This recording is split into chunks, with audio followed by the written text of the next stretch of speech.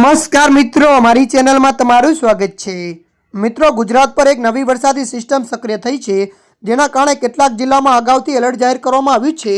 ઉત્તરથી લઈને દક્ષિણ અને સૌરાષ્ટ્ર સુધીના કેટલાક વિસ્તારોમાં આગામી 26 થી 23 જુલાઈ દરમિયાન ભારે વરસાદ ખાબકી શકે છે। હાલ રાજ્યમાં એકસાથે 3 સિસ્ટમ સક્રિય હોવાના પગલે વિવિધ ભાગોમાં વરસાદની આગાહી કરવામાં આવી છે। उत्तर पूर्व राजस्थान पर वेल मार्ग लो प्रेशर साथ उत्तर पश्चिम मध्य प्रदेश पर साइक्लोनिक सर्क्युलेशन सक्रिय थयुं छे, जेथी वरसादी माहोल छवायो छे।